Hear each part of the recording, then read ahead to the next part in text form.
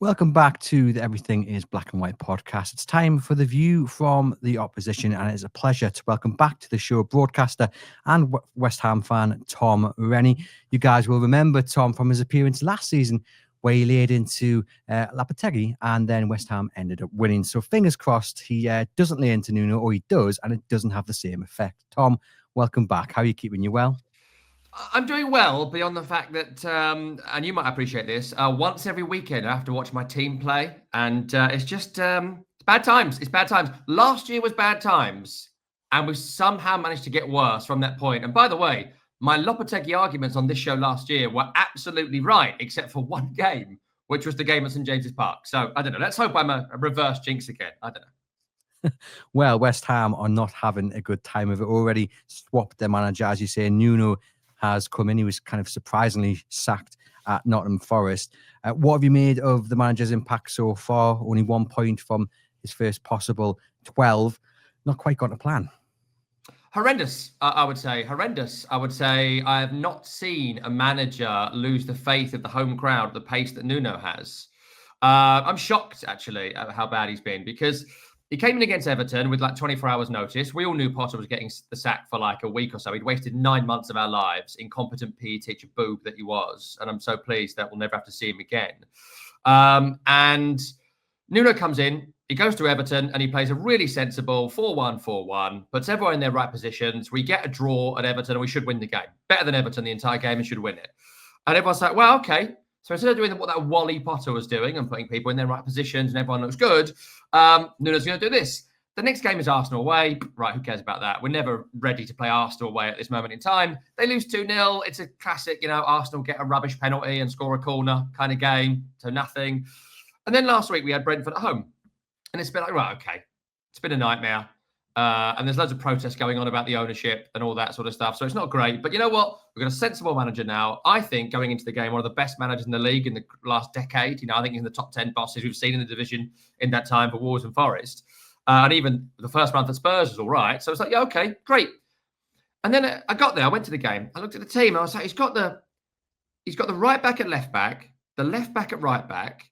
He's got no striker. He's got the number 10 playing at false 9. He's got the left winger playing at false 10. He's got the right winger playing at false 10. He's picking Andy Irving, who is sort of a joke in the fan base because he's so useless and nobody, but suddenly he's playing. He's playing next to Souček, the slowest midfielder you've ever seen.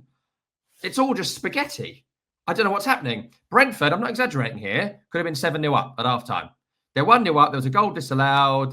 They killed us, absolutely killed us. And he sort of fixed it during the game, but it was so bad. On 60 minutes, people are going home at 1-0 down. It's like, we're not going to score here because there was no hope of it. And the next game, you think, you know what? He tried something. He tried something against Brentford. It didn't work. He's a new manager. You can wipe your mouth and move on. You go and Leeds away, does it again. But instead now, there's 3 at the back. And he's got Aaron Wan-Bissaka, who is a right back, playing at left centre-half. He's got the backup left back, playing right wing back. He's got Diouf up at left wing back, which sort of makes sense. But instead, he's gone left wing, which means Somerville's left winger goes number 10. Again, there's no striker. Paqueta is sort of false 9. Bowen, who's a great right winger, comes in central. And there's still Andy Irving. When on the bench, he's got this guy, Magassa, who's a £20 million signing, who started for actual Monaco. Fernandez, who's been pretty good to that point. And a guy called Freddie Potts from the academy, who's been the best player in pre-season. Player of the year for Portsmouth last season in the Championship. Perfectly acceptable player. Local lad. Can't get a minute in either Potter's team or Nuno's team. And then they're 2-0 down in 15 minutes. And you're like, of course you are. Of course you are. Because Leeds, who aren't great, played a very sensible 4-3-3 with 6 hard-working players. And no one knew where they were playing. So that first goal comes from the fact that no one knew where they were playing, no one knew who they were marking, and it was all confusing. They then concede a corner, again, for like the billionth time. And then he's like, yeah, I should change this. And at the end of the game, he's got Magassa, Potts and Fernandez on the field. He's got a front 3 that makes sense. The strikers on, they score, and they could have scored late and nearly got something from the game when they were crap for 70 minutes. So, I have been staggered by Nuno, and I feel like for someone who's literally played West Ham this season, it's like he's arrived from Mars and doesn't understand who we've got and what we've got. So, yeah, I mean, I've been shocked. Absolutely shocked. Worse than I possibly could have imagined. And my imagination is very much like living in District 12 in the Hunger Games. Do you think it's partly down to just him settling in, teething problems, getting a feel for it? Or is there something a little bit more deeper than that? I think maybe he's been kicked in the head by a horse. I don't know. Honestly, mate, I don't know. I could have written off the Brentford game as teething problems, but he's got eyes. He's got eyes. You can see none of this worked, and it was a bad idea, and he did it again. So I don't know. If Graham Potter had done those teams, I'd have been headbutting the wall, screaming he's got to go because he's lost his mind. I don't know. I don't know whether it's because he hasn't got his staff, and usually someone in his staff sort of tells him this is a bad idea, Nuno, don't do this. Honestly, I cannot tell you. I've never seen anything like it. I've never seen someone come in and just think the bright idea is to play everyone in the wrong position for 2 games running in the 2 most important games of the season. So don't know. Can't explain it. If I could, I mean, I don't know him well enough. I've not really seen. I know him as a observer, but he's not coached my team, so I'm not obsessed with him in the way you are with your managers, right? But like I've never seen anyone do anything like this. Like look at Sean Dyche going in at Forest right now. Square peg, square holes. Look at Moyes when he came into West Ham, square peg, square holes. Look at Eddie Howe when he came in at Newcastle, square peg, square holes, right? When they were in trouble when Steve Bruce left. All of it. That's the first thing everybody does. They don't create new shapes of holes. I don't know. Do you think he's going to do something similar against Newcastle on Sunday? Because the thought of playing the battle of Anthony Gordon and Wan-Bissaka in his proper position, that's quite close. But Anthony Gordon against someone who's not a right back is kind of only one winner, really. Do you think he's going to do something similar? Well, firstly, I wouldn't believe the myth of Aaron Wan-Bissaka. He's a crap defender. He's not great going forward, but he's very good at slide tackles. So that's good. That's handy. But if he plays there, great. I mean, I'd probably play Walker Peters because he can run, but who knows? Honestly, I don't know what he's going to do. I don't know what he's going to do because I'm so shocked by the last week that he might put Andy Irving up front, Callum Wilson in goal. I don't know. I don't know what he's going to do. What I would do is play a very sensible 4-2-3-1. I'd put Magassa, who is this 6-foot monster who can't pass but can tackle in midfield, next to Potts, who is relatively slow, but he's a good passer and he's a good pro.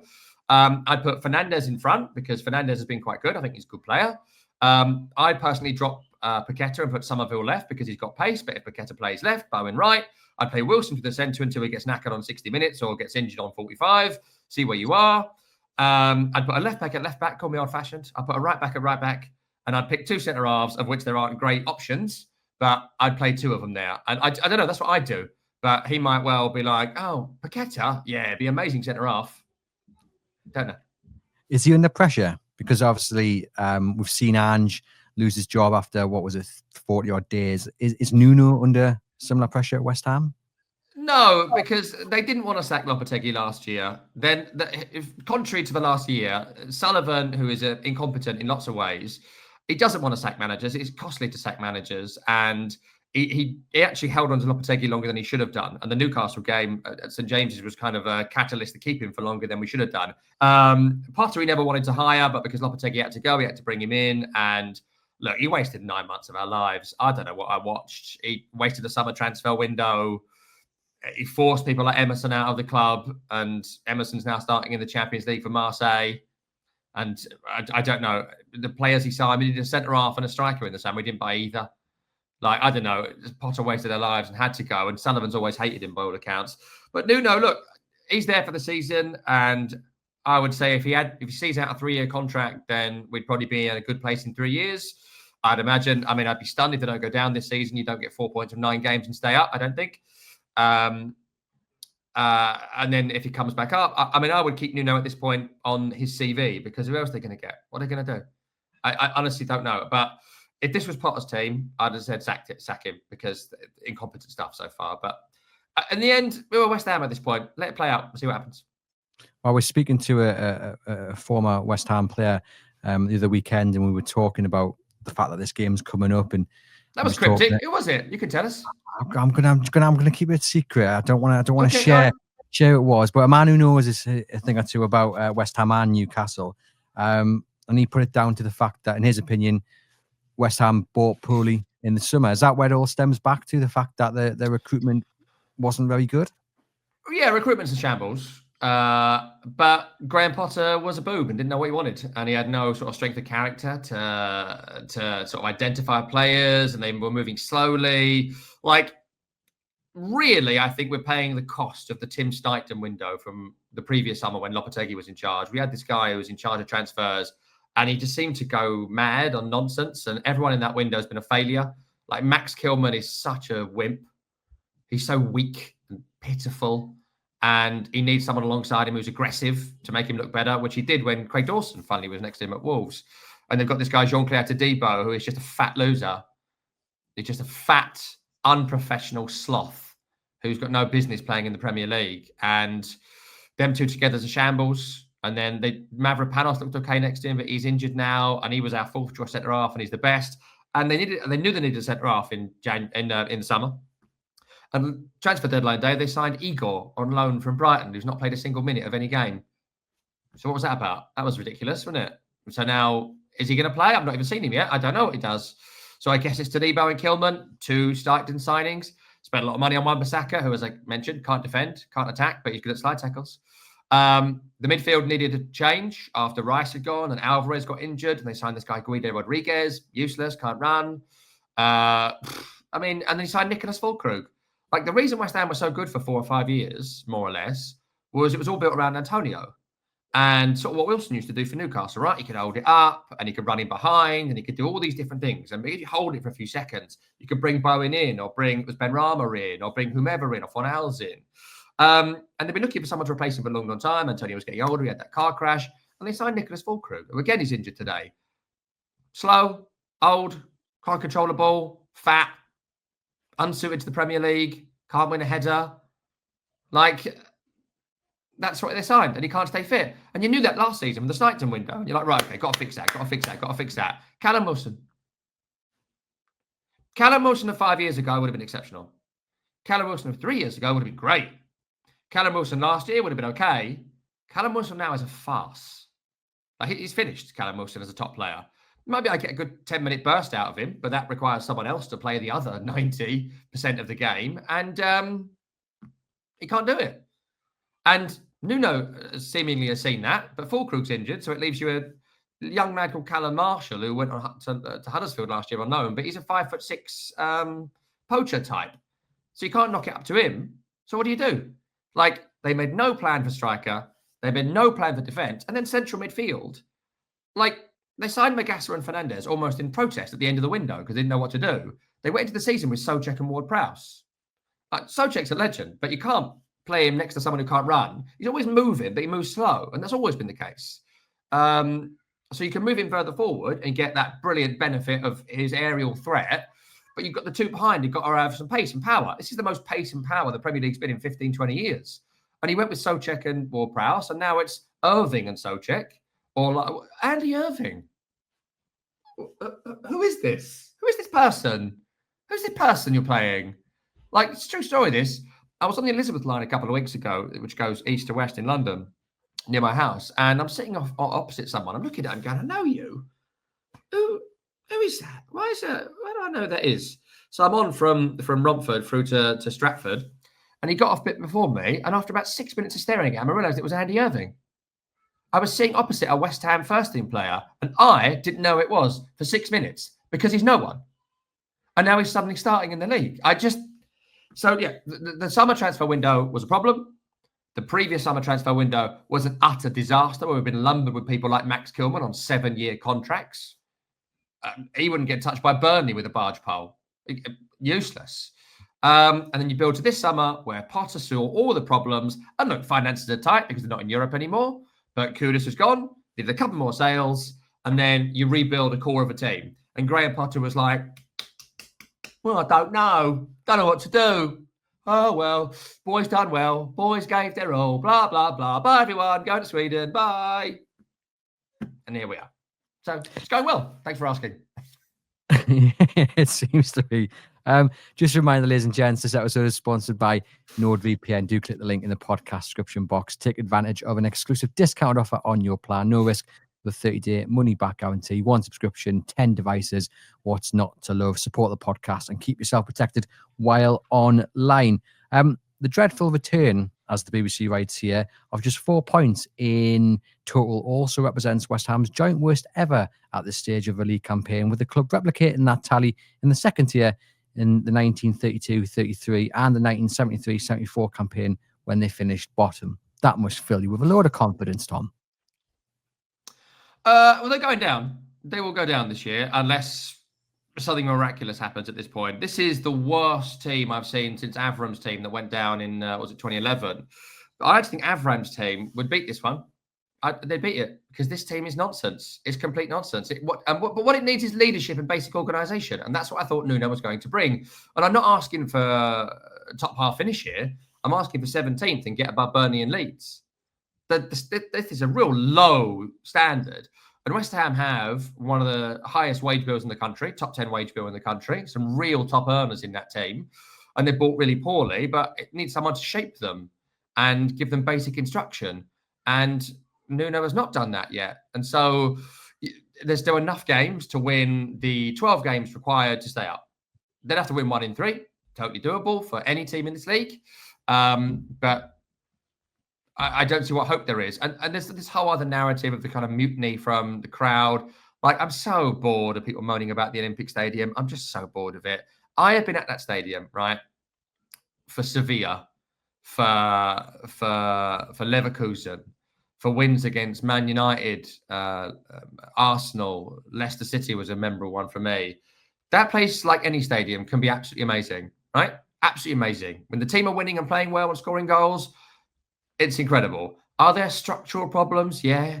Is there an issue with sort of like the top tier, round 3/4 of the stadium? Yes. Needs some structural change, definitely. But there has been a great home atmosphere there for a lot of games. What the problem is the team's not very good. Like, I don't mean to be funny, but you've been at St James's Park when they've been used as under Mike Ashley and gone down. Atmosphere's diabolical at any club when the team are losing. Always. And people were like, oh, we don't get home advantage in the stadium. Like, I don't mean to be funny, but like, Napoli have a running track. There's a Bayern played with a running track for 70 years before they moved to the Allianz. Lots of teams had running tracks. Wembley had a running track.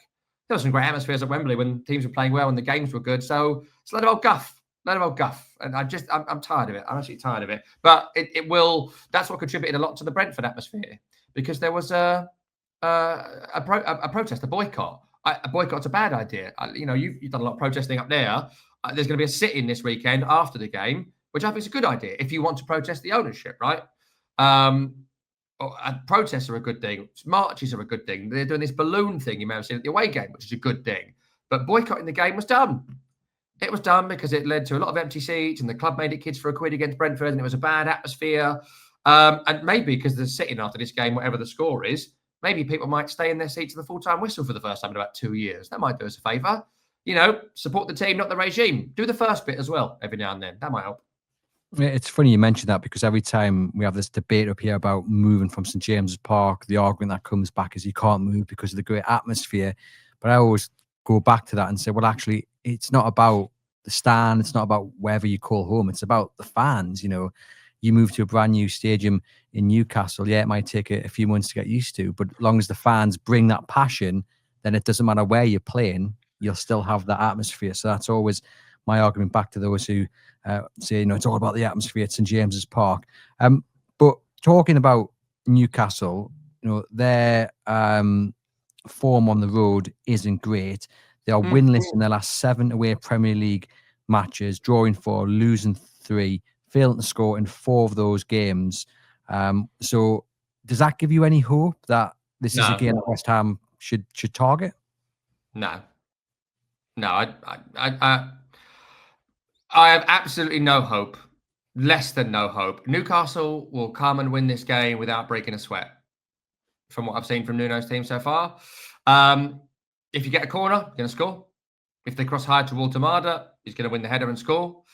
If they have energy in midfield and West Ham play Irving and Soucek, we won't touch the ball.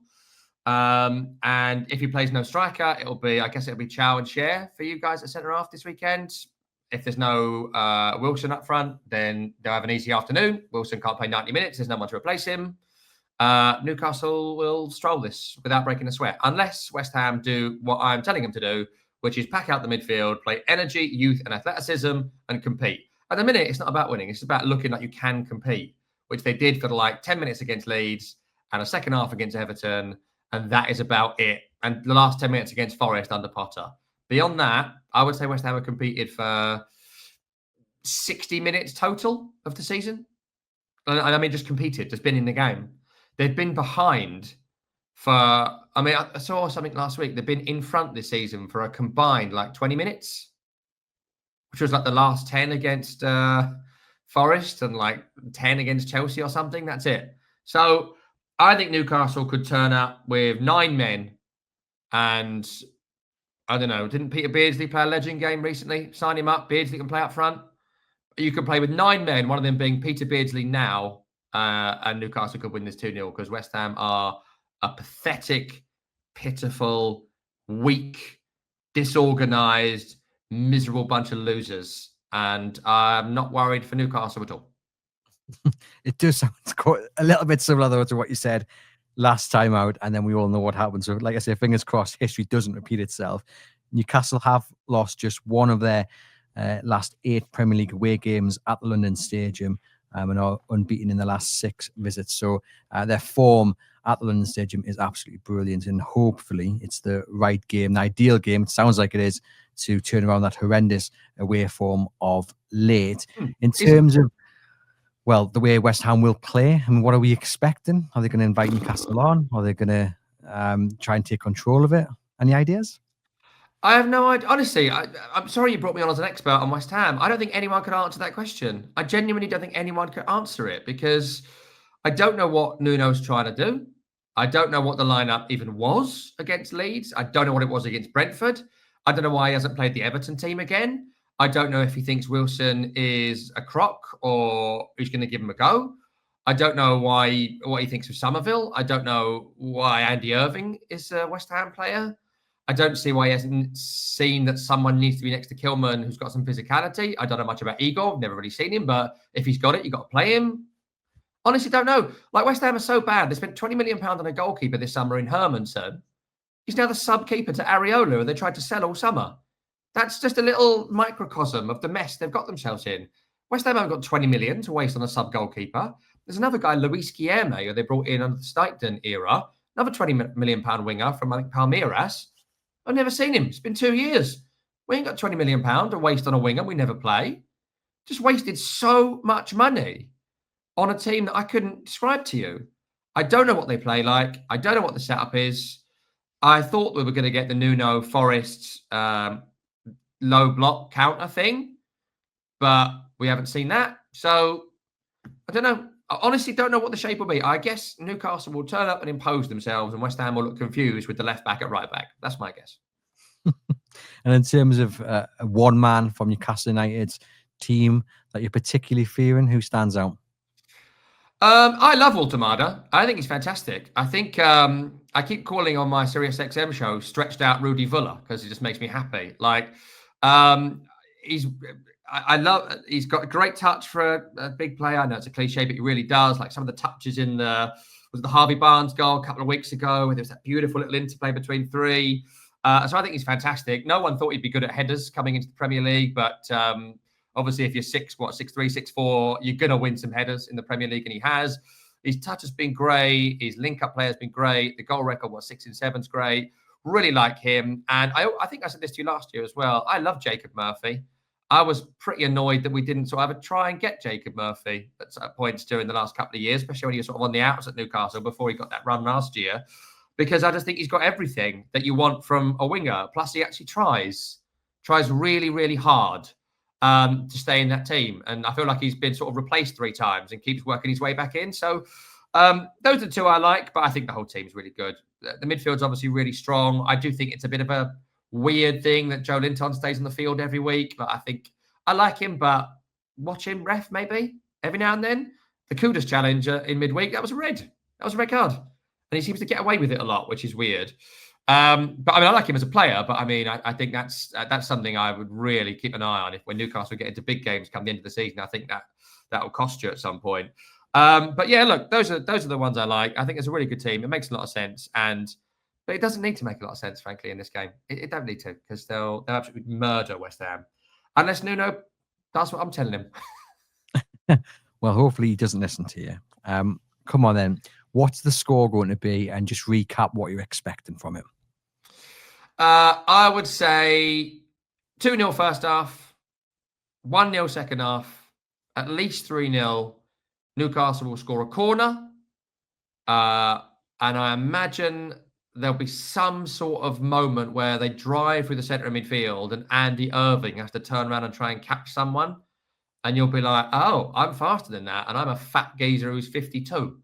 And I'm faster than Andy Irving. So I think it'll be a walkover, a trouncing, a walloping, another humiliation. And I'd be amazed if we had a shot. There you go. I'm so intrigued by Andy Irving now. I'm going to be keeping a close eye on him on Sunday. And after everything you've said, Tom, you know what's going to happen. He's going to put in the performance of his life.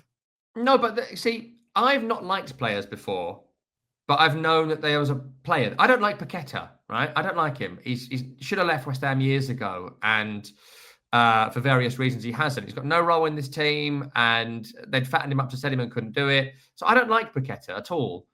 But I can appreciate there's a talent there. Andy Irving is like a marrow. Like, you're just like, why have you grown a marrow? What am I going to do with this marrow? Who eats marrow? Why'd you bring a marrow home? You know, like just he's a League Two player. League Two player. It's insane that he's playing football for West Ham. I'm sure he's a lovely lad who works very hard. If I got a game for West Ham, I would run my balls off for this team. But you know what? I'd be crap. And that's where we are. Well, it's always a pleasure, Tom, to chat to you.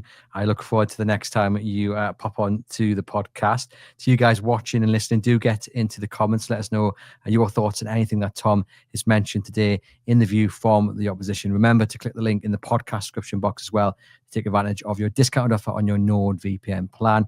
And hopefully Newcastle United can finally get that long-awaited win on the road. And I'll be back on Monday with the Monday show, hopefully celebrating 3 points for Newcastle United.